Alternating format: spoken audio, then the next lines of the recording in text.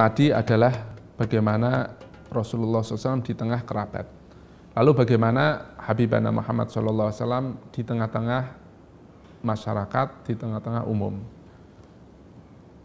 Akhlak Rasulullah SAW secara umum, yang mana akhlak sebenarnya berartikan bahwasanya adalah bagaimana bermuamalah, berinteraksi dengan manusia dengan kebaikan, dengan kelembutan, bagaimana tahammulul adza, yaitu menanggung apabila, menguatkan diri apabila disakiti orang lain, merasa iba kepada yang lain, tidak gampang marah, kesabaran, dan lain-lainnya.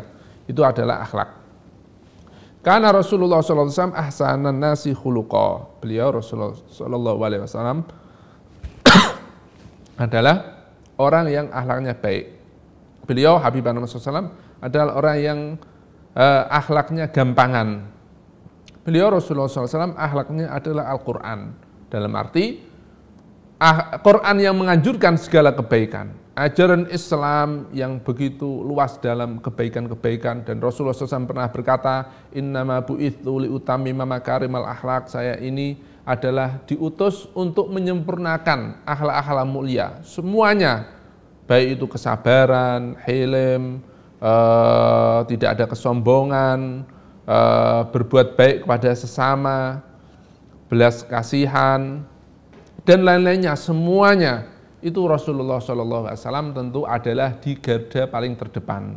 Disebutkan bahwa Rasulullah SAW tidak mengajak sesuatu kecuali Habibana Muhammad SAW adalah orang yang melakukan hal tersebut.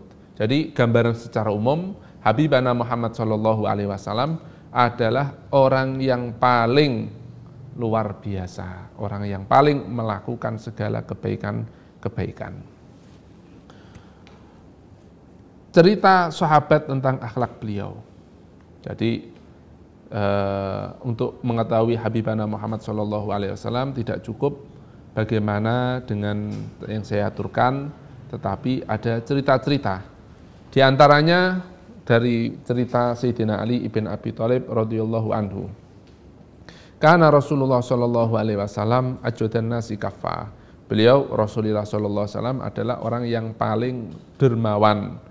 Beliau paling lapang dadanya, beliau paling benar ucapannya, beliau adalah orang yang paling setia, orang yang paling bertanggung jawab, orang yang paling lembut, orang yang paling baik bermuasyarah, berinteraksi dengan lainnya. Siapa yang orang melihat Rasulullah SAW, beliau akan merasa hebat, takut kepada Rasulullah SAW. Tetapi ketika orang itu sudah terus menerus bersama Kanjeng Nabi Muhammad SAW akan mencintainya. Yaquluna ituhu lam ara qablahu wala ba'dahu. Tidak ada orang yang melihat orang yang menyifati Rasulullah SAW akan mengatakan, saya tidak pernah melihat orang sebelum beliau, dan saya tidak pernah melihat setelah beliau seperti sang kekasih kita Muhammad SAW. Dari Anas radhiyallahu anhu, karena Rasulullah SAW a'laman nas. Rasulullah SAW adalah orang yang paling alim-alimnya manusia, paling pinter-pinternya manusia, paling menjauhi atau paling tidak suka atau paling wirai terhadap dunia. Beliau paling mulia-mulianya manusia, paling adil-adilnya manusia. Beliau paling tidak pemarah di antara manusia. Beliau paling menjaga dari ketidakpantasan, segala ketidakpantasan di mata, tangan, ucapan dan lain-lainnya.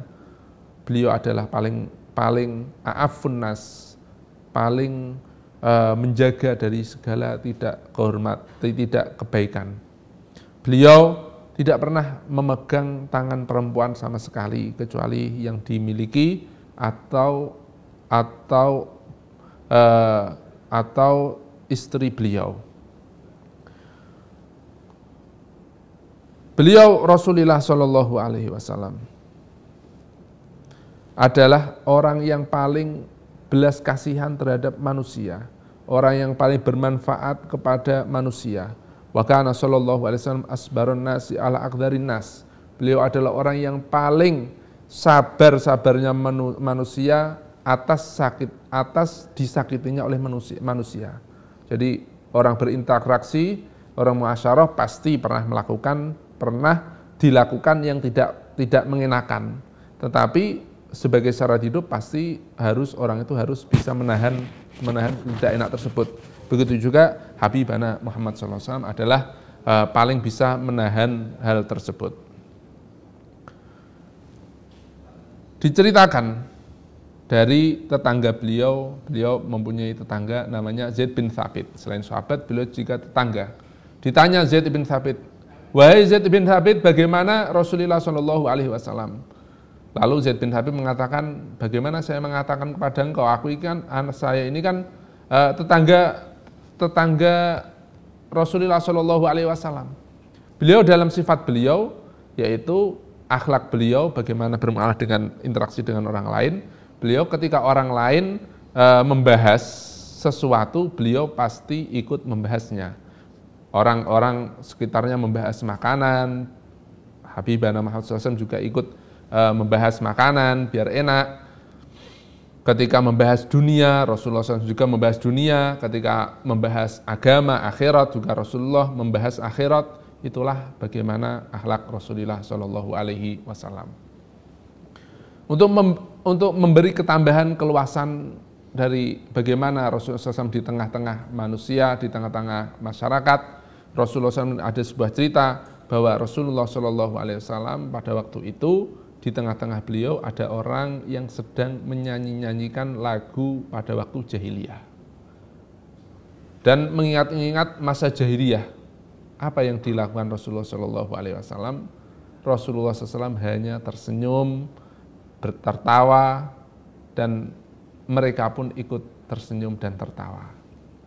Dan Rasulullah SAW ini intinya selagi tidak ada keharaman, selagi tidak ada kemaksiatan, Habibana Muhammad SAW tidak melarang hal tersebut dan ikut berbaur kepada mereka.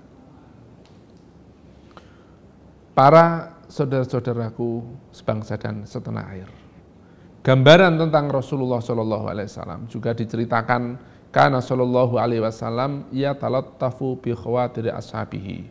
Rasulullah SAW memperhatikan atau lemah lembut terhadap hati para sahabatnya. Rasulullah SAW ketika para sahabatnya tidak berada di samping beliau, Habibana Muhammad SAW menanyakannya. Dan ketika lebih dari 3 hari tidak datang, tidak kelihatan, sakit, katakan sakit, Rasulullah SAW menjenguknya. Beliau Habibana Muhammad SAW ini, supaya kita bisa memahami, bisa membayangkan bagaimana Habibana Muhammad SAW bersama sahabat-sahabat dan di tengah-tengah mereka. Beliau Rasulullah SAW tidak pernah mengambil omongan dakwaan yang belum pasti kebenarannya. Jadi ketika ada dilontarkan kepada sahabatnya dakwaan yang tidak benar, Habibana Muhammad SAW tidak langsung mengambilnya, tidak pernah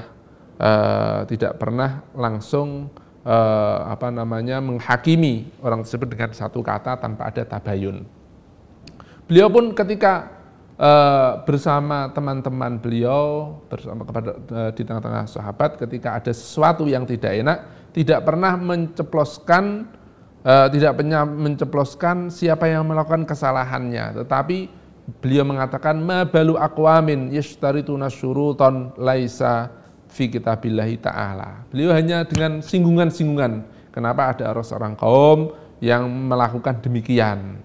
Jadi tidak langsung ceplos, wahai orang itu salah, orang ini salah, kamu ini, bukan. Tapi kenapa ada orang yang melakukan yang tidak pantas, melakukan masalan membikin aturan yang tidak aturannya Allah Subhanahu wa taala. Mengapa ada orang yang tidak melakukan aturan-aturannya Allah Subhanahu wa taala?